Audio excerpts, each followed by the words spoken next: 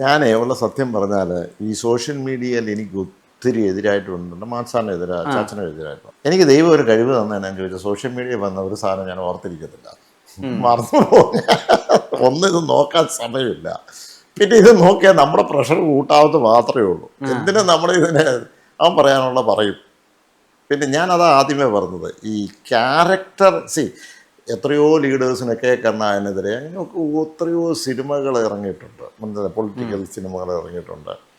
ആ പൊളിറ്റിക്കൽ സിനിമയൊക്കെ അതിൻ്റെ ഒരു കലാപരമായിട്ടൊക്കെ അതിൻ്റെ ഗുഡ് സ്പിരിറ്റ് ഞാൻ എടുക്കാറുള്ളൂ. എത്രയോ കാർട്ടൂൺസ് എത്രയോ വരും, വരട്ടെ, അതിനകത്തൊന്നും കുഴപ്പമൊന്നുമില്ല. പക്ഷെ ക്യാരക്ടർ അസാസിനേഷൻ നടത്തിയുള്ള സോഷ്യൽ മീഡിയയിൽ വരുന്നത് ഇവൻ്റെ സിനിമയ്ക്കകത്ത് വന്ന് അത് പാടില്ല. ക്യാരക്ടർ അസാസിനേഷൻ, അത് ഡയറക്റ്റ് ക്യാരക്ടർ അസാസിനേഷൻ, അത് ഒരിക്കലും ചെയ്യാൻ പാടില്ല എന്നുള്ളതാണ് എൻ്റെ ഒരു നിലപാട്. ഞാൻ പറഞ്ഞ മനസ്സിലായില്ല. നമ്മൾ ഒരാളെ ക്യാരക്ടേഴ്സിന് അത് അറിഞ്ഞോ അറിയാതെ ചെയ്യാൻ പാടില്ല. പിന്നെ മറ്റേ സിനിമയിൽ വരുന്നത് അതൊന്നും ഞാൻ ബോധർ ചെയ്യാറില്ല. അത് അതിൻ്റെ വഴിക്ക് പോകും. അങ്ങനെ ബോധർ ചെയ്യാൻ തുടങ്ങി നമുക്കിവിടെ ജീവിക്കാൻ പറ്റും. അത് നടക്കട്ടെ, അവന് സന്തോഷം കിട്ടട്ടെ, ഇതൊന്ന് അവൻ്റെ സന്തോഷം. പക്ഷെ ആ സന്തോഷമൊന്നും അധികം നേരം നിൽക്കത്തുമില്ല. ഈ വേദനിപ്പിക്കാൻ വേണ്ടി തന്നെ ചില ആളുകൾ ചില ക്രൂര വിനോദങ്ങളൊക്കെ അന്ന് പത്രങ്ങളിലൊക്കെ ചെയ്തിരുന്നു.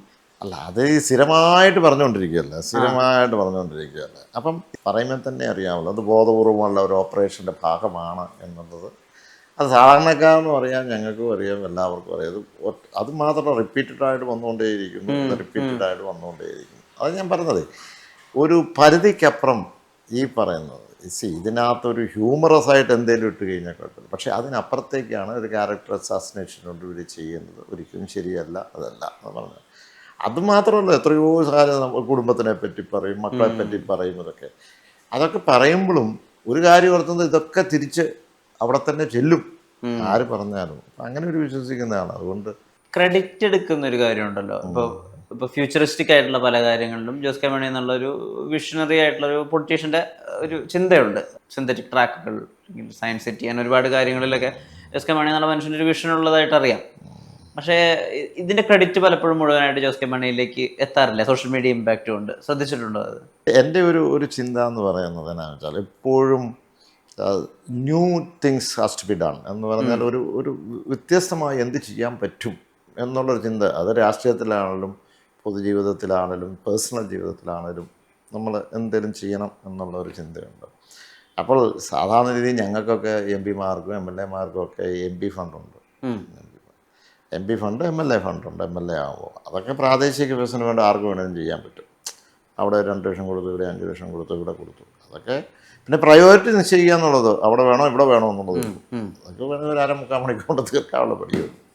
പക്ഷെ അതിനപ്പുറം നമുക്ക് ഈ സമൂഹത്തിൽ ഒന്ന് ലോങ് റേഞ്ച്, അത് യുവാക്കൾക്കാണെങ്കിലും ആർക്കാണെങ്കിലും അതൊരു ഒരു ബൃഹത്തായ പദ്ധതികൾ എന്തെങ്കിലും കൊണ്ടുവരാൻ പറ്റുന്നുണ്ടോ എന്നുള്ളത്. അതിപ്പം ഞാൻ ജനപ്രതിനിധിയാകുന്ന 2009 ലോക്സഭ മെമ്പറായപ്പോൾ ആദ്യം തൊട്ട് ആദ്യത്തെ ഒരു 7 വർഷം അല്ലെങ്കിൽ 6 വർഷത്തോളം പ്രോജക്റ്റ് മുഴുവൻ ഇതുപോലെ ബുക്ക് എടുത്തിട്ട് പഠിക്കുകയായിരുന്നു. ആനുവൽ റിപ്പോർട്ട്, ഓരോ മിനിസ്ട്രിയുടെ ആനുവൽ റിപ്പോർട്ട് എടുത്ത് നോക്കും.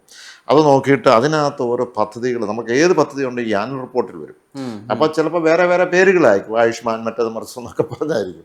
പക്ഷെ അതിനകത്തോട്ട് റിസർച്ച് നടത്തുമ്പോൾ എങ്ങനെയാണ്, എന്താണ്, എവിടെയാണ്, എത്രയാണ് നമുക്ക് കിട്ടുന്നത്, സ്റ്റേറ്റ് വല്ലതും മുടക്കേണ്ടതുണ്ടോ, എന്തേലും സ്ഥലം വേണം, എവിടെയൊക്കെ കൊടുത്തു, എന്തെങ്കിലും സാധ്യതയുണ്ടോ എന്നൊക്കെ ഇങ്ങനെ മുഴുവൻ പഠിക്കും. ചിലപ്പോൾ ഒക്കെ കോടിക്കണക്കിന് രൂപകൾ കേന്ദ്രത്തിൽ ആ ഓരോ മിനിസ്ട്രിയിലും ഇങ്ങനെ കിടപ്പുണ്ടായിരിക്കും.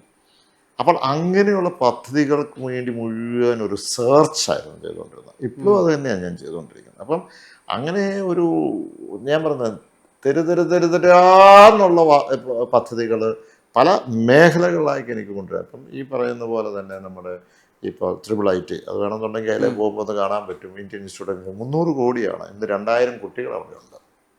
ഇന്ന് ഇന്ത്യയുടെ നമ്പർ 1 ആയിട്ടുള്ള സ്ഥാപനമാണ്. കഴിഞ്ഞ ഒരു 1.5 മാസക്കാലം മുമ്പ് നിർമ്മലാ സീതാരാമൻ, കേന്ദ്ര ധനകാര്യമന്ത്രി, സാധാരണ ഇവിടെ അങ്ങനെ ഈയിടെ അടുത്ത നാൾ വന്നു, ഇതിനു വേണ്ടി മാത്രം നേരെ ആ കോളേജ് പാലായിൽ ഈ ഗ്രാമത്തിൽ വന്നു.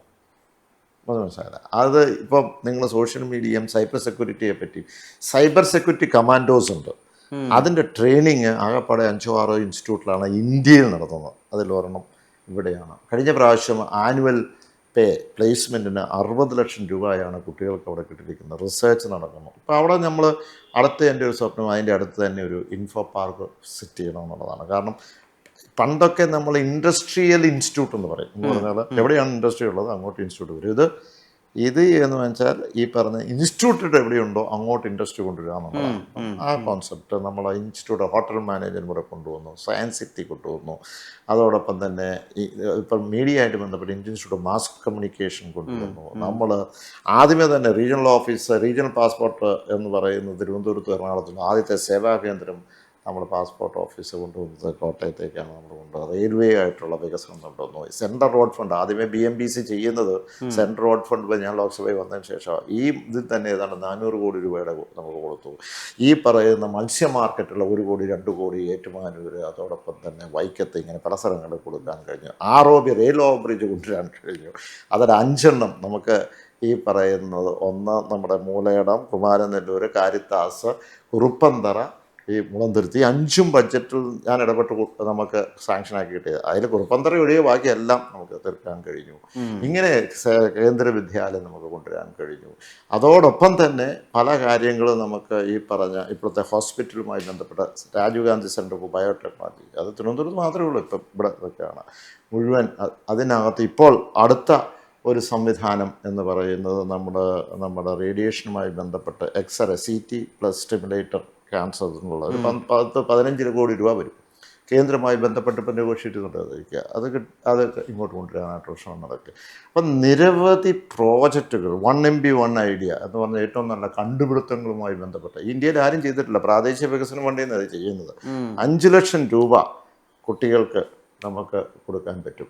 അത് നമ്മൾ ചെയ്തു. അതിൻ്റെ വലിയ പരിപാടികൾ ചെയ്തു. അങ്ങനെ നിരന്തരമായ പദ്ധതികളാണ് അത് ചെയ്തുകൊണ്ടിരിക്കുന്നത്. അപ്പം അതിനകത്ത് നമ്മൾ എന്നാന്ന് ചോദിച്ചാൽ, ഒന്ന് ന്യൂ ജനറേഷൻ കാണും, ആൾക്കാർക്കുള്ളത് ഉണ്ടാവും. ചിലത് ആശുപത്രിയായിട്ട് ബന്ധപ്പെട്ട് അറിയും, ചിലത് ട്രാൻസ്പോർട്ടേഷനുമായി ബന്ധപ്പെട്ട് ഉണ്ടാകും. പൈക്ക പദ്ധതിപ്പെടുത്തി ഒരു 40ഓളം പഞ്ചായത്തുകളിൽ അവിടുത്തെ ഗ്രൗണ്ട് റെഡിയാക്കാനുള്ള പദ്ധതികൾ നടപ്പിലാക്കിയിട്ടുണ്ട്. പ്രധാനമന്ത്രി സടക്ക് യോജന അത് എല്ലായിടത്തും ഉള്ളതാണ് കേട്ടോ. പക്ഷേ ഏറ്റവും കൂടുതൽ പ്രോജക്റ്റുകൾ ഇങ്ങോട്ട് കൊണ്ടുവരാൻ കഴിഞ്ഞത് അങ്ങനെ നിരവധി. അതൊന്നും ഇവിടുന്ന് കുട്ടികളെ നമ്മൾ മദ്രാസിലേക്ക് വിടുന്നു. ഏറ്റവും 2 ഗ്രാമപഞ്ചായത്ത്, എന്നിട്ട് അവിടുത്തെ ഇൻ്റർനാഷണൽ എക്സിബിഷൻ 3 ദിവസം ഒരാഴ്ച താമസിപ്പിച്ച് അവിടെ മുഴുവൻ ഒരാഴ്ച IIT-യിലാണ് അവിടുത്തെ നടക്കുന്നത്. പ്ലാനറ്റോറിയം ഉൾപ്പെടെ അത് കണ്ടു കഴിഞ്ഞിട്ട് അവരുമായിട്ടൊരു സംവാദം നടത്തുമ്പോൾ പോകുന്നതിന് മുമ്പുള്ള ഒരു വിഷനല്ല വന്നു കഴിയുമ്പോൾ. നേരത്തെ അവർ പറയും എനിക്ക് എഞ്ചിനീയറും ഡോക്ടർ ആകണമെന്നായിരുന്നു. പക്ഷേ തിരിച്ചു വന്നു കഴിയുമ്പോൾ അതിനപ്പുറത്തേക്ക് അവരുടെ വിഷൻ മാറും. അങ്ങനെ നിരന്തരമായ പദ്ധതികളാണ്, ഒന്നും നിറം തൊടാത്തുള്ള പദ്ധതികളാണ് കൊണ്ടുവരാൻ കഴിയും. പക്ഷേ അതൊരു ത്രില്ലാണ് എനിക്കത് ചെയ്യണമെന്നുള്ളൊരു ആഗ്രഹം. ചിലപ്പോൾ അതൊക്കെ നമ്മുടെ ക്രെഡിറ്റിന് വന്നെന്ന് വരികയല്ല. ടൂറിസവുമായി ബന്ധപ്പെട്ട എന്തെല്ലാം പദ്ധതികളുണ്ട്. ഇപ്പോൾ കോട്ടയത്തുള്ള ഇൻഡോർ സ്റ്റേഡിയവുമായി ബന്ധപ്പെട്ട് അന്ന് ഉമ്മൻചാണ്ടി സാറ് തന്നെ പറഞ്ഞു, പല പ്രാവശ്യം അത് ഉദ്ഘാടനം ചെയ്ത് നടക്കാതെ പോയി. അത് 5 പ്രാവശ്യം അത് മുഖ്യമന്ത്രി അദ്ദേഹം. ഞാൻ പറഞ്ഞു ഈ പ്രാവശ്യം ആയിട്ടുണ്ട്. എൻ്റെ കാലത്തല്ല, അതിന് മുമ്പ്. അപ്പോൾ എന്നെ ചോദിച്ചു, ജോസഫ് ഇത് നടക്കുമോ? ഞാൻ പല പ്രാവശ്യം ഉദ്ഘാടനം ചെയ്ത് നടക്കാതെ പോയത്. 6 കോടി രൂപ അത് കേന്ദ്രത്തിൽ നിന്ന് ഒറ്റ ദിവസം കൊണ്ട് സാങ്ഷനാക്കി ചെയ്യിപ്പിച്ചു. നിരന്തരം ഇവിടുത്തെ ഈ പറഞ്ഞ നമ്മുടെ സിന്തറ്റിക് ട്രാക്ക് അന്ന് അത് ചർച്ച ചെയ്തതാണ്. പക്ഷേ നമ്മൾ അങ്ങനെയുള്ള അതിന് വേണ്ടിയിട്ടുള്ള നടപടിക്രമങ്ങളും അതിൻ്റെ ഫോളോ അപ്പും കാര്യങ്ങളും നമുക്ക് ചെയ്യാൻ കഴിഞ്ഞു. ഇപ്പോൾ അത് വീണ്ടും ഒത്തിരി തകർന്നു പോയി. വീണ്ടും അത് നമുക്ക് AICTE കൂടി കൊണ്ട് ചെയ്യാം. ഈ അച്ഛൻ മകൻ ഒക്കെ ഇങ്ങനത്തെ വിവാദങ്ങളിലോ അല്ലെങ്കിൽ പരാമർശങ്ങളിലൊക്കെ ഒരു സംസാരം ഉണ്ടായിരുന്നോ? ഇതിങ്ങനെ പറയുന്നുണ്ടല്ലോ, ഇതെന്താ ഇങ്ങനെ, അങ്ങനെ ഒരു ജോസ് കെ മാണി സംസാരങ്ങൾ ഉണ്ടായ സന്ദർഭങ്ങളുണ്ടോ? ഒരു സംസാരമുണ്ട്. അങ്ങനെ ഒരു ഫ്രിക്ഷൻ ഈ വീട്ടിലില്ല. ഫ്രിക്ഷൻ അല്ല ഞാൻ പറയുന്നത്, ഇതിനൊരു ഹെൽത്തി ആയിട്ടൊരു ചർച്ച ഉണ്ടാവും. എന്താ ആളുകൾ ഇങ്ങനെ ചെയ്യുന്ന വെച്ചാൽ ഒന്നാമത് അങ്ങനെ ചർച്ച ചെയ്യാനുള്ള സമയമൊന്നുമില്ല. ഒരു നാട്ടിലുള്ള ഏത് തോന്നിവാസം പറയുന്നതെല്ലാം ചർച്ചയ്ക്ക് എടുത്തു കഴിഞ്ഞാൽ പിന്നെ നമ്മൾ എന്ത് ചെയ്യും? അതിനൊന്നും സമയമില്ല എന്നുള്ളതാണ് സത്യം. അതിനേക്കാളും ജനങ്ങളുടെ ആവശ്യം ജനങ്ങളുടെ കാര്യം നോക്കി പോകുക എന്നുള്ളതാണ്. അതുകൊണ്ട് തന്നെയൊക്കെയാണ് നമ്മൾ മുന്നേറി പോകുന്നത്. അങ്ങനെ ഒരു ചർച്ച ഉണ്ടാകാറില്ല. ഫുട്ബോൾ വളരെ ഇഷ്ടപ്പെട്ടൊരു വിനോദമാണെന്ന് കേട്ടിട്ടുണ്ട്. ഫുട്ബോൾ നല്ലപോലെ കളിക്കും. ഞാനതാ പറഞ്ഞ മഴയത്തും കളിക്കും. ഒത്തിരി നാളായി ഞാൻ ഫുട്ബോൾ കളിക്കും, ഹോക്കി കളിക്കും, ക്രിക്കറ്റ് കളിക്കും. മെസ്സിയാണോ ഇഷ്ടപ്പെട്ട പ്ലെയർ? മെസ്സിയാണ് ഇപ്പോൾ എല്ലാവർക്കും. എനിക്ക് തോന്നുന്നു പിള്ളേർക്കൊക്കെ മെസ്സി 10 നമ്പർ അല്ലേ, 10 അല്ലേ? Lionel Messi 10. അർജന്റീന ഫാനാണ്. അർജന്റീന ഫാനാണ്. പക്ഷെ ഓരോ സമയത്തും വരുന്ന കളിയുടെ ഇതുപോലെ ഇരിക്കും. അർജന്റീന, ബ്രസീൽ ഇങ്ങനെയൊക്കെ നിൽക്കും. മഞ്ഞയും അർജന്റീന നീലയും ഒക്കെ ഞങ്ങൾ നോക്കി പോകും. ഞാൻ നീലയുടെ ഒരു ഫാനാണ്. ഷർട്ടൊക്കെ നീലയുടെ.